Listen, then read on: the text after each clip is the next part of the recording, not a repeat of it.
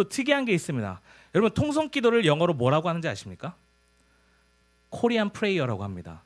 한국 사람들만 하는 기도이기 때문에 통성기도를 코리안 프레이어라고 하는데요. 한국 사람들만 유독 그렇게 주여 삼창에 그렇게 목을 매는지 주여 삼창하고 소리를 지르고 기도합니다. 또 이제 저희 옛날 찬양들을 또 들어보면요, 대부분 기쁜 찬양은 거의 없습니다. 대부분 뭐 주님 가신 길, 십자가의 길, 뭐 그때 그 무리들이 예수님 뭐 계속해서 십자가에 못 박히시고 계속해서 막 피 흘리시고, 그래서 저는 어렸을 때 예수님이 과다출혈로 돌아가신 줄 알았습니다. 그럼에도 불구하고 한국 교회는요, 전 세계에 유례 없는 성장을 이뤄냈습니다. 그런데 그렇게 폭발적으로 성장하던 교회가 어느 순간 성장을 멈춘 것처럼 보입니다. 특별히 다음 세대들에게 있어서 그러한 모습을 더 잘 들여다볼 수 있다는 것이죠. 그래도 저 어렸을 때까지만 해도 뭐 이런 전문적인 시설이나 뭐 이런 전문적인 강사가 없었음에도 불구하고 은혜반대 그렇게 크게 지장은 없었습니다. 제가 그래도 목사 아들인데요, 어릴 때 이제 수련회를 갔었습니다. 수련회 갔는데 막 친구가 옆에서 울고 있는 거예요. 그래서 저도 느꼈죠. 아, 분위기상 나도 울어야겠다. 근데 아무리 울려고 애를 써도 눈물이 안 나는 거예요. 그래서 다음날 친구한테 물어봤습니다. 너 어떻게 눈물이 나냐? 좀 그 기술 알려달라 그랬더니 친구가 예수님을 생각하면 된대요. 그래서 제가 다음날 기도할 때 예수님 엄청 생각을 했거든요. 그런데도 눈물은 나지 않았습니다. 아, 아팠겠구나 생각은 들더라고요. 그래서 마지막 날 이거 안 되겠다 싶어서 이제 아버지 영업에 방해가 되면 안 되잖아요. 그래가지고 마지막 극단적인 방법을 썼는데요, 멀쩡하게 살아계신 저희 어머니가 죽었다는 생각을 했어요. 그러니까 이제 눈물이 조금은 나더라고요. 그러니까 옆에 있던 선생님은 아, 우리 민혁이 은혜 받았다 그러면서 이렇게 칭찬을 해줬던 적이 있습니다. 애들 입장에서는 이해가 안 되는 거죠. 여러분 이걸 알아야 됩니다. 지금 우리나라의 아이들이, 우리의 다음 세대들이 잘못 가르쳐서 예수를 안 믿는 것이 아닙니다.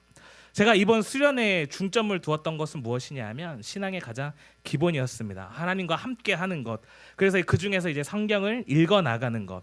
그래서 아이들이 이번 수련회 기간을 통하여서 옥중서신 4편을 다 읽었습니다. 그 중에 일부는 또 직접 필사를 하면서 손으로 써 내려갔습니다. 그리고 또 강조하고 싶었던 기도의 생활을 강조하고 싶어서 산기도를 했었습니다. 물론 산이라고 하기에 정말 민망한 곳이었습니다. 숙소에서 걸어서 5분도 안 되는 곳이었는데요. 여러분 이미 뭐 주변에 나무 있고 풀 있고 그러면 산 아니겠습니까? 그래서 올라갔었습니다. 근데 사실 저희가 기대했던 건 무엇이었냐면 그 숙소 안에서 집회 장소에서 그 음악 빵빵하게 틀어놓고 기도할 수 있습니다. 그거 얼마나 편해요. 또 기도할 수 있는 분위기를 조성할 수 있잖아요. 그런 편한 데가 아니라 정말 그때 당시 기온이 영하였거든요. 그 영하의 날씨에도 불구하고 하나님께 기도하고 싶은 마음으로, 물론 강제로 끌려갔겠지만 기도하고 싶은 마음으로 정말 하나님을 만나야겠다라는 사생결단의 각오를 가지고 그 위험을 무릅쓰고 나가기를 저는 바랬거든요. 그런데 일단 저희가 사전에 이제 선생님들이랑 잠깐 답사를 갔는데 선생님들이 아이들 위험할까봐 친히 5분도 안 되는 거리예요. 정말 뭐 고도 10m도 안 될 겁니다. 근데 선생님들이 친히 눈 다 쓸어주시고 아이들 나무에 걸려 넘어지면 안 된다고 나무까지 다 치워주시고, 무슨 산기도입니까 그게? 그냥 동산기도죠. 그런데 거기에 이제 관리하시는 분이 산기도 간다 그러니까 겁을 주시는 거예요. 아, 야생동물이 출현할 수도 있다. 근데 여러분 한번 생각해 보세요. 저 혼자서 산기도 올라가면 야생동물이 위험할 수 있겠죠. 그런데 저희 애들 한 30명, 선생님 한 10명, 찬양팀 한 10명, 그냥 한 50명이 모여가지고 그러고 있으면 야생동물이 보고 무서워서 도망갑니다. 여러분 거기서 무슨 아이들이 뭐 그런 산기도가 뭐 제대로 되겠습니까? 애들이 뭐 제대로 기도를 했겠습니까? 여러분 아이들이 기도를 했을까요, 안 했을까요? 했습니다. 어떤 기도했을까요?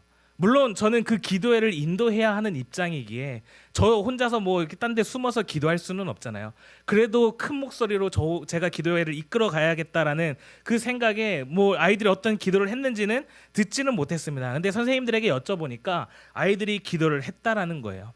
하지만 아이들의 신앙을 살펴봤을 때 분명 누군가는 자신의 학업을 위해서 기도했을 거고, 또 누군가는 가족의 건강을 위해서 기도했을 거고, 누군가는 돈을 위해서 기도했을 것입니다. 모르겠어요. 아이들이 어떠한 기도를 했는지. 여러분 다음 세대의 문제가 무엇인지 아십니까? 아이들이 성경을 안 믿는 것이 아닙니다. 하나님을 안 믿는 것이 아닙니다. 어른의 눈으로 아이들을 바라보는 것입니다. 변하지 않는 것 같은 아이들의 신앙을 보니까 답답한 거예요. 아이들 나름대로 열심히 하나님을 믿고 있고 열심히 신앙생활을 하고 있는데 어른들 입장에서 보니까 답답한 거죠. 오늘 본문을 살펴보려고 하는데 오늘 본문은 안 읽었네요. 죄송합니다. 저희 같이 누가복음 8장 40절부터 함께 읽도록 하겠습니다. 40절부터 50절까지인데요. 누가복음 8장 40절에서 50절까지 있는 말씀 같이 교독하도록 하겠습니다. 네, 제가 먼저 읽겠습니다. 예수께서 돌아오심에 무리가 환영하니 이는 다 기다렸음이러라.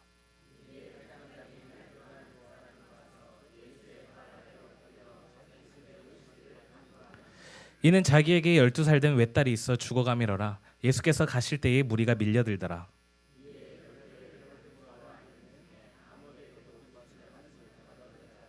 예수의 뒤로 와서 그의 옷가에 손을 대니 혈루증이 즉시 그쳤더라.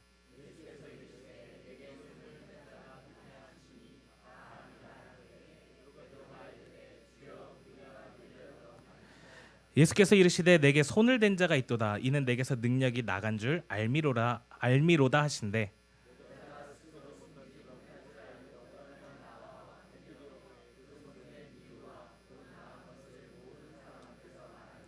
예수께서 이르시되 딸아 내 믿음이 너를 구원하였으니 평안히 가라 하시더라.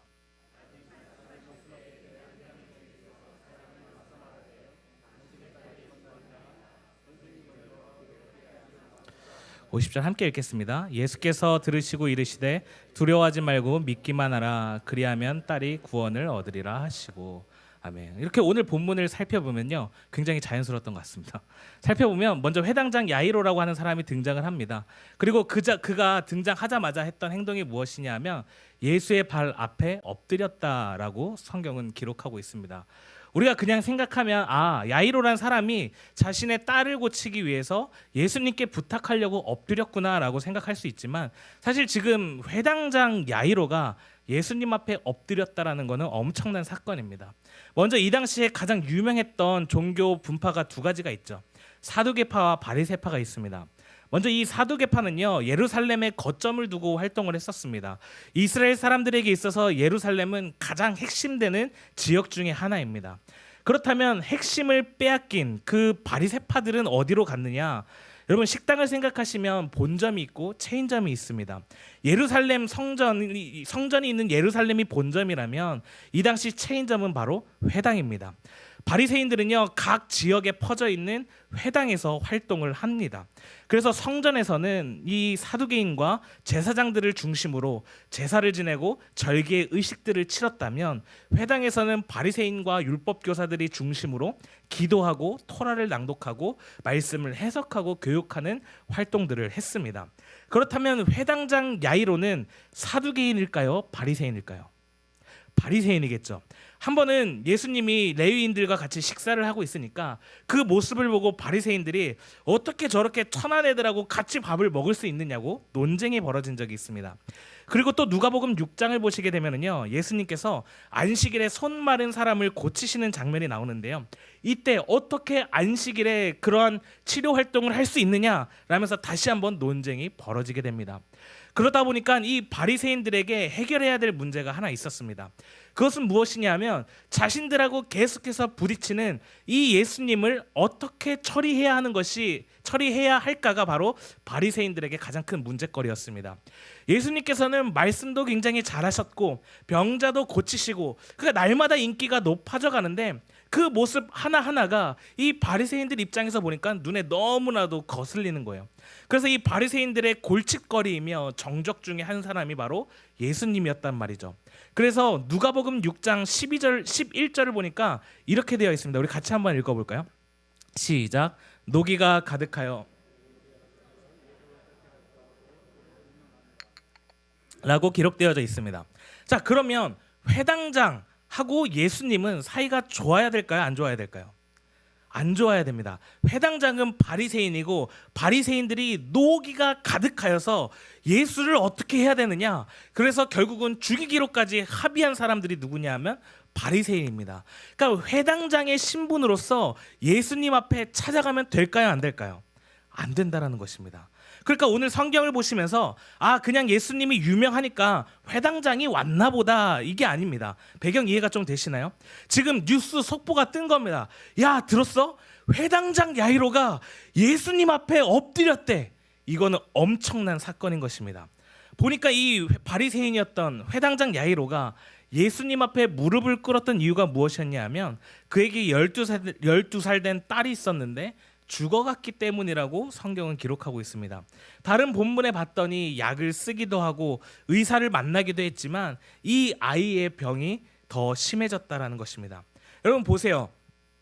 회당장이라고 하는 바리새인이라고 하는 정체성을 가지고 있으면 지금 예수님 앞에 올 수 있습니까? 없습니까? 오면 안 돼요. 근데 이 야이로는 지금 누구의 이름으로 왔냐니까 사랑하는 딸 아빠의 이름으로 왔다라는 것입니다. 아빠의 이름으로 오니까 지금 바리새인인 게 중요합니까? 회당장인 게 중요합니까? 지금 내 딸이 죽어가고 있는 판국에 예수님이 사람 고치는 능력이 있다라는 그 이야기를 듣고 나 좀 도와달라고 예수님 앞에서 모든 것들을 다 내려놓고 무릎을 꿇는 것입니다. 사람들은 깜짝 놀랐겠죠. 회당장인 저 사람이, 예수를 죽이려고 하는 저 사람이, 예수님을 반대하는 사람이 예수의 발 앞에 엎드려서 무릎을 꿇으니까 제자들도 갑자기 어깨에 힘이 딱 들어간 거겠죠. 여러분 이 바리새인들은요 자신들처럼 공부하지 않는 사람들을, 자신들처럼 신앙의 규율이 강하지 않은 사람들을 쓰레기 취급했단 말이죠. 그런데 그 바리새인이 지금 우리의 선생님 앞에서 무릎을 꿇었다라는 것은 엄청난 사실입니다. 여러분 예수님이 학교에 다닌 적이 있으십니까? 예수님은 나사렛 출신이십니다. 나사렛에 선한 것이 나올 수 있겠냐라고 한 말이 있을 정도로 아주 안 좋은 동네입니다. 그랬던 예수님 앞에 바리새인이 엎드렸다라는 것은 지금 엄청난 사건입니다. 그런데 성경을 보니까요 이러한 말씀이 있습니다. 42절인데요. 42절 하반절에 예수께서 가실 때에 무리가 밀려들더라 라는 말씀이 있습니다. 갑자기 무리들이 밀며들면서 어떤 여자 하나가 예수님의 옷에 손을 대는 사건이 벌어진 겁니다. 신기한 거예요. 여기서 중요한 것이 한 가지 있습니다. 이 여자는 어떠한 여자인지 한번 공부해 볼 필요가 있겠죠. 12년 동안 혈루증을 앓던 여자입니다. 이 여인이 지금 예수님 앞에 나왔는데 이 혈루증이라는 병은 어떠한 병이냐면 이제 여자의 생식기에서 계속 이게 피가 나고 호르몬이 분출되는 병입니다. 이 병을 예수님 시대 때에는 어떻게 해석했냐 하면 너무나도 남성주의적인 사상이 강했던 시대이기 때문에 여자들에게 굉장히 불리하게 해석을 해버리는 것입니다. 이 병에 걸려있는 자는 남편이 있는 사람이라면 음란한 짓을 했기 때문에 하나님이 주신 벌이라고 생각을 했던 것입니다. 그러니까 신기하게도 바람을 핀 적이 없었고 바람을 필 의도가 없었음에도 불구하고 혈루증이 걸리는 즉시 어떻게 되느냐? 바로 버려짐을 당하게 되는 거죠. 묻지도 따지지도 않고 그냥 이혼당하게 되는 것입니다. 그런데 이 여자한테 들렸던 한 가지의 소식이 있었습니다.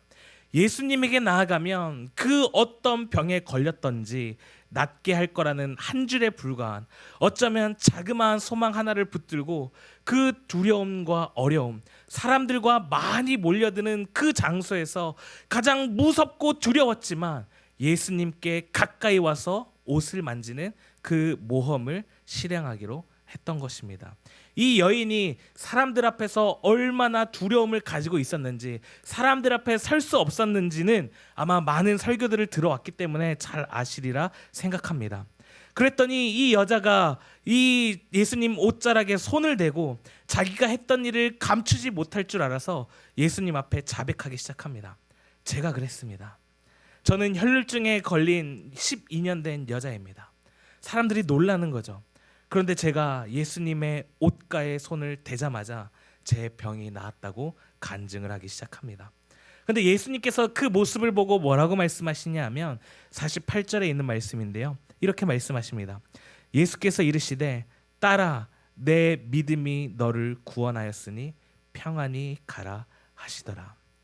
자, 이 여기에서 딸이라는 말은요 헬라어로 테크나라고 하는 단어인데요. 이 말은 어떠한 것이냐면 제가 첫째를 임신했었을 때입니다.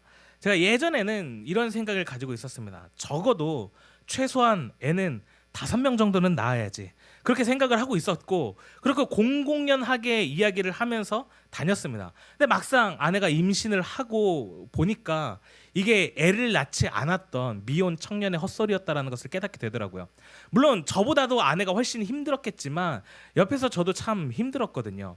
물론 여성분들은 잘 공감 못하실 수도 있겠지만 저 역시도 결혼은 처음이고 또 임신이라는 상황도 처음이다 보니까 어떻게 해야 될지도 모르겠고 뭘 해야 되는지도 모르겠더라고요. 또 입덧은 왜 이렇게 심한지 옆에 있던 저도 같이 입덧을 할 정도였었습니다. 그러던 어느 날 한 번은 갑자기 밤에 푸딩이 먹고 싶다라는 거야. 그래서 나가서 사오라는 겁니다. 평소 같았으면 네가 사다 먹으라고 이야기했을 텐데 차마 그러지는 못하고 어쩔 수 없이 편의점으로 사러 갔죠. 근데 편의점에 가서 가만히 생각을 해보니까 화가 나는 거예요. 갑자기 왜 이 밤에 푸딩이 먹고 싶어가지고 저도 뭐 하루 종일 일하다 들어오고 너무나도 다음날 출근해야 되고 너무나도 피곤한데 그래서 열받아가지고 편의점에 있는 푸딩을 싹 다 사가지고 상해 간 적이 있습니다. 또 한 번은요, 또 갑자기 델리 만주가 먹고 싶다라는 거예요. 여러분 델리 만주는 길가에서 편의점에서 살 수 있는 것이 아닙니다. 그래서 먹고 싶다는데 어떡하겠습니까? 그걸 찾으러 진짜 방방 곳곳을 다 뒤졌어요. 제가 한겨울에 오토바이를 타고 막 진짜 안 가본 곳이 없을 정도로 다 뒤지는데 생각을 해보니까 델리 만주는 어디서 팔아요? 지하철역에서 파는 거예요. 그래서 지하철역은 다 뒤지는 겁니다. 한 5개는 뒤졌던 것 같아요. 그래도 다행히 마지막에 갔던 5번째 지하철역에서 그 델리 만주를 살 수가 있어서 갔던 적이 있었습니다. 여러분 제가 이러한 것들을 경험하고 나니까요, 더 이상은 애를 못 낳겠다라는 생각이 드는 겁니다. 그런데요, 저도 그렇게 힘들고 아내도 그렇게 힘든데 저희 어머니 입장에서는 그게 좀 달랐던 것 같아요. 제가 어머니한테 임신 소식을 알리려고 할머니 되신 걸 축하합니다라고 말씀을 드렸어요. 그랬더니 저희 어머니가 뭐라고 말씀하시냐면 나는 벌써 할머니 되기 싫은데 어떡하지? 라고 말씀하시면서 표정을 딱 보니까 웃으시면서 엄청 좋아하시더라고요. 아니 싫은 거면 싫은 거지 표정은 또 왜 웃고 있는지 이해가 안 가더라고요. 그런데 그게 할머니 할아버지들의 마음 아니겠습니까? 엄마 아빠의 마음과 할머니 할아버지의 마음은 또 다르다라는 것이죠. 우리 할머니 할아버지들 명절에 손주 오시면 좋으세요 안 좋으세요? 대답이 별로 없는 거 보니까 안 좋으신가 보시네요. 이미 너무 다 장성해서 그런 것인 거라고 생각을 하겠습니다. 너무 좋죠. 너무 이쁘죠.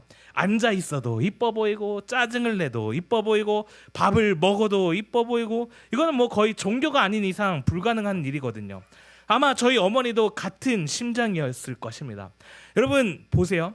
그렇게 사랑스럽게 바라보는 그 모습을 뭐라고 하냐면 테크나라고 하는 단어를 쓰는 것입니다. 여러분 12년 동안 혈루증 환자로 살아왔단 말이에요. 그런데 예수님께서 뭐라고 말씀하고 계시냐니까 딸아 넌 사랑받을 사람이야. 그러면서 내 믿음이 너를 구원하였다. 이 본문을 직역하면 너의 믿음이 받아졌다라고 이야기할 수 있습니다. 여러분 지금 이 여인은 현재 어떠한 상태입니까? 혈루증에 걸려있는 부정한 상태입니다. 부정했기 때문에 격리되었어야 하고 사람들의 시선에서 사라져면서 살아갔어야만 하는 그러한 사람입니다. 그 기간이 무려 12년입니다. 예수님 앞에 나올 수도 없고 사람들 앞에 나올 수도 없습니다. 그러니까 예수님 앞에 나올 수 없기 때문에 그래서 고쳐달라는 얘기를 못하는 거예요. 그래서 이 여자가 생각했던 방법이 무엇이냐면 예수님의 뒤로 가서 예수님의 옷자락이라도 만져보면 나를 낫게 할지 모른다라는 생각이었습니다. 그럼 한번 물어보겠습니다. 여러분 이 믿음은 성경적입니까? 예수님의 옷자락이라도 만지면 내 병이 나을 거야 라는 이 믿음이 성경에서 가르치는 그 믿음입니까? 여러분 이 믿음이 신학적입니까? 아니요. 이 믿음은 성경적이지도 않고 신학적이지도 않습니다. 성경을 공부한 사람들, 조직신학을 공부하고 성경신학을 공부한 사람들 입장에서는 이러한 신앙은 전형적인 기복주의 신앙이고 아주 비참한 신앙입니다. 그런데 예수님이 신기한 말씀을 하시는 거예요. 너의 믿음이 받아졌다라는 것입니다. 예수님의 옷자락에 손을 대면 내 병이 나을 거라는 그 비참한 믿음을 예수님이 받아주셨다라는 것입니다. 그럼 신기하죠?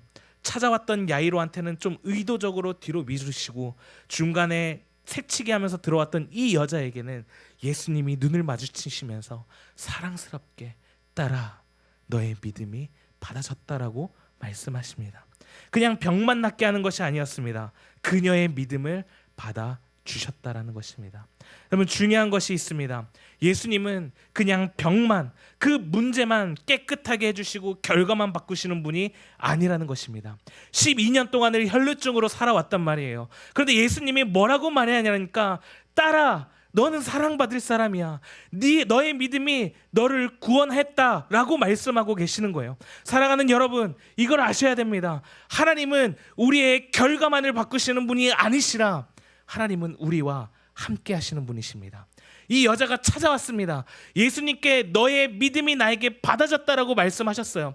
신학적이지도 않고 성경적이지도 않은 전혀 상관없는 믿음이었지만, 어쩌면 이 여자의 믿음은 굉장히 수준 낮은 믿음이었지만, 그 수준 낮은 믿음을 주님께서는 받아 주셨다라는 것입니다.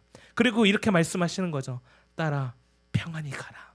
이 평안히 가라라는 말은 그냥 잘 가라는 말이 아닙니다. 평안을 히브리어로 뭐라고 하죠? 샬롬이라고 이야기를 합니다. 이 샬롬은 하나님의 신적인 평화를 샬롬이라고 이야기를 합니다. 이건 결코 사람이 만들어낼 수 있는 것이 아닙니다. 하나님만이 만들 수 있는 평화가 샬롬입니다. 그러면 어떻게 평안히 갈 수 있을까요? 주님이 가는 곳마다 함께 하시겠다라는 위대한 선언인 것입니다. 바로 임마누엘이 되어 주시겠다는 거죠. 내가 너와 함께 하리라. 네가 인생을 살아가는 곳곳마다 내가 너와 함께 할 것이며, 너의 그 끝자리에서, 그 좌절의 끝자리에서 샬롬인 나를 만나게 될 것이라는 예수님의 놀라운 선언이라는 것입니다. 자, 그런데 보세요. 번호표는 누가 먼저 뽑았죠? 회당장이 먼저 뽑았습니다. 그렇죠. 회당장이 먼저 뽑았기 때문에 지금 이 상황은 회당장의 입장에서는 이해가 되지 않는 상황이에요. 기가 막힌 거죠. 그렇게 예수님이 이 여인과 이야기하고 있는 와중에 어떠한 이야기가 들리느냐? 49절에 아직 말씀하실 때예요. 예수님이 말씀하고 있는데, 이 여자와 이야기하고 있는데 동시에 어떠한 상황이 벌어지냐 하면, 회당장의 집에 있던 종이 쫓아와서 주인님, 주인님, 따님이 돌아가셨습니다 라고 이야기하는 것입니다. 여러분, 회당장 야이로가 가만히 서 있을 수 있었을까요? 아마 다리에 힘이 다 빠졌을 것입니다. 여러분, 자기의 딸이 죽었다라는 이야기를 들었을 때 이 야이로의 입장은, 야이로의 마음은 어떠한 마음이었을까요? 내가 바리새인으로서, 회당장으로서 지금 나의 동료들은 이 예수라는 작자를 죽이기로 모의하고 있는데, 나는 내 딸을 살리기 위해서 그들의 시선을 뒤로하고 예수의 발 앞에 엎드렸잖아요. 그런데 그 모든 것들이 다 소용없는 순간이 되어버렸습니다. 모든 것이 무너지고 너무 화가 났었겠죠. 이 예수가 조금이라도 빨리 갔더라면, 아니 이 혈루증을 앓던 여자만 안 나타났더라면 내 아이가 살았을 수도 있었을 것인데, 별의별 마음이 다 들었을 것입니다. 좌절감, 분노, 무력감, 아빠로서 아무것도 해주지 못했다라는 자괴감, 수많은 마음이 들었을 것이고 너무나도 고통스러웠을 것입니다. 그런데 예수님이 뭐라고 말씀하시느냐? 50절에 있는 말씀인데요. 우리 50절에 있는 말씀 같이 한번 읽어볼까요? 50절입니다. 시작. 예수께서 들으시고 이르시되 두려워하지 말고 믿기만 하라. 그리하면 딸이 구원을 얻으리라 하시고. 아멘. 여러분, 지금 이 회당장 야이로는 믿음으로 왔습니까? 아니면 예수님의 능력을 원해서 왔습니까? 예수님의 능력이었습니다. 예수님의 능력이 필요해서 예수님을 찾아왔고, 예수님의 능력이 필요해서 이 야이로는 예수님 앞에 엎드렸습니다. 여러분, 오늘 이 시간 저는 여러분들이 어떠한 목적을 가지고 이 자리에 나왔든지, 어떠한 신앙을 가지고 이 자리에 나왔던지 예수님이 말씀하십니다. 두려워하지 말고 믿기만 하라. 그리하면 구원을 얻으리라. 네가 지금 어떠한 좌절과 어떠한 낭만과 어떠한 아픔과 어떠한 상실감을 가지고 있는지 내가 잘 알고 있다. 그러나 한 가지 분명히 해라. 네 좌절과 네 아픔과 네 상실감이 너의 믿음을 꺾어 놓을 수 없다. 그러니 믿음을 가지고 믿기만 하고 나를 따라오너라. 혈루증을 앓던 여인도 예수님의 능력이 필요했고요. 회당장 야이로도 예수님의 능력이 필요했습니다. 그리고 예수님을 찾아왔던 이 두 사람은 그 부족한 믿음에도 불구하고 놀랍게도 구원을 경험하게 됩니다. 연약한 신앙이죠. 너무나도 부족한 신앙이죠.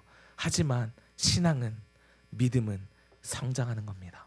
처음부터 강대한 믿음을 가졌던 사람이 누가 있겠습니까? 누구나 시작은 미약합니다. 하지만 그 믿음을 통해서 하나님이 구원하실 줄 믿으시기를 바라겠습니다.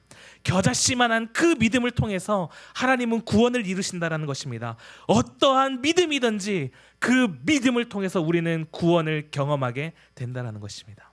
여러분, 어쩌면 우리 아이들의 믿음은 정말 초라한 믿음인지도 모르겠습니다. 정말 작고 보잘것없고 연약한 믿음인지도 모르겠습니다. 그러나 그 아이들이 자기들 나름대로 결단하고 다짐하여 자기들의 시간을 내어 이번 수련회에 참석했습니다. 또 주일에 교회에 나옵니다.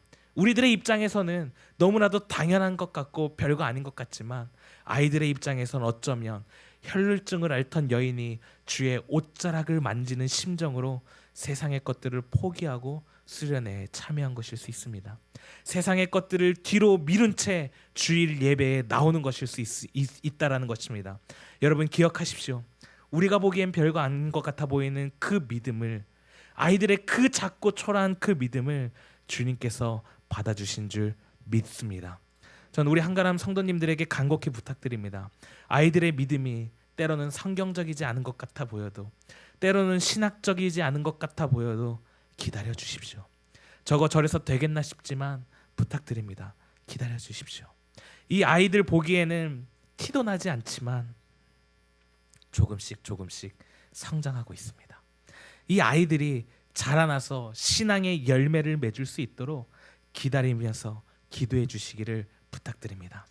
비단 이 아이들뿐만이 아닙니다. 때로는 성경적이고 싶고 신학적이고 싶지만 내 앞에 놓인 상황이 나를 비참하게 만들고 낮아지게 만들고 초라하게 만들 때가 너무나도 많습니다. 그러한 그 상황 가운데에서 정말 온전한 믿음으로 주님을 지키고 싶은데 때로는 주님, 이것만 해결해 주시면, 주님 이것만 해결해 주시면, 때로는 그 모습이 기복주의 신앙 같아 보이고 때로는 너무 초라해 보일 때가 있다라는 것입니다. 그러나 주님 말씀하십니다. 두려워하지 말고 믿기만 하고 나를 쫓으라. 그 말씀을 의지해서 현실은 어렵고 현실은 고통스럽고 이해할 수 없는 것 투성이지만 여러분, 믿음으로 걷기 시작하면 뭐가 보이는지 아십니까? 주님의 은혜가 보이기 시작합니다. 말씀이 내 발에 등불이 되고 말씀이 내 길에 빛이 되어서 한 걸음 한 걸음 걷게 하시는 능력이 되게 하신다라는 것입니다. 여러분, 우리가 열등해서 불행한 게 아닙니다. 은혜가 없어서 불행한 거예요. 우리가 가진 게 없어서, 우리가 기회가 없고 능력이 없어서 불행한 게 아니라 하나님이 주시는 그 은혜가 없기 때문에 불행한 것입니다.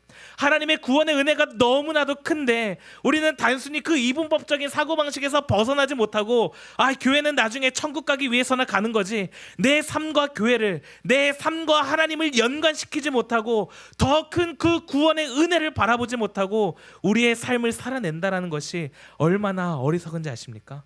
여러분, 기독교의 구원은 결코 값싼 구원이 될 수 없습니다. 하나님의 아들 그리스도의 목숨이 지불된 결과로 우리에게 구원이 찾아왔습니다. 공짜로 온 것도 값싼 것도 아니란 말입니다. 그러니까 여러분, 믿음으로 구원을 누리시기를 바라겠습니다. 구원의 풍성함을 맛보시길 소망합니다. 구원이 주는 놀라운 영광을 즐기시기를 바랍니다. 구원은 하나님이 주시는 놀라운 특권입니다. 두려워하지 말고 믿기만 하라. 그리하면 구원을 얻으리라. 단순히 천국 가기 위해서 그 구원을 믿기 위해 주님 앞에 나아오는 것이 아니라 오늘을 살아가는 우리의 삶 앞에서 주님이 주시는 구원의 그 놀라운 기쁨을, 주님이 주시는 놀라운 그 구원의 영광을 맛보며 살아가는 여러분 되시기를 소망합니다. 여러분, 오늘 우리는 두 사람의 믿음을 살펴보았습니다. 그런데 이 두 사람 모두 훌륭한 믿음은 아니었습니다. 한 사람은 자신의 딸을 살리기 위해서, 또 한 사람은 자신의 병을 낫게 하기 위해서 예수님을 찾아왔습니다. 간절히 바라기는 나에게 닥쳐오는 수많은 상황과 환난과 어려움들로 인하여서 믿음을 지키기 힘든 세상을 우리는 살아갑니다. 소망 없는 우리의 인생, 감히 하나님의 영광을 담아낼 수 없는 부정하고 더러운 우리의 인생 속에 너무나도 슬프고 뒤엎어 놓을 수 없는, 새롭게 바꿀 수 없고 그렸던 그림을 지울 수 없어 엉망이었던 우리의 현실이지만 주님께서 말씀하시기를 내 믿음이 너를 구원하였으니 평안히 가라. 두려워하지 말고 믿기만 하라 라는 이 말씀에 의지하여 믿었더니 이 두 사람이 구원을 경험하였던 것처럼 다시 한 번 더 하나님께서 우리의 어려운 현실 속에서 연약하지만 부족하지만 우리의 믿음을 통하여 우리가 이 땅에서 구원을 맛보고 진짜 구원을 누리며 살아가는 우리 한가람의 모든 성도님들 되시기를 간절히 소망합니다.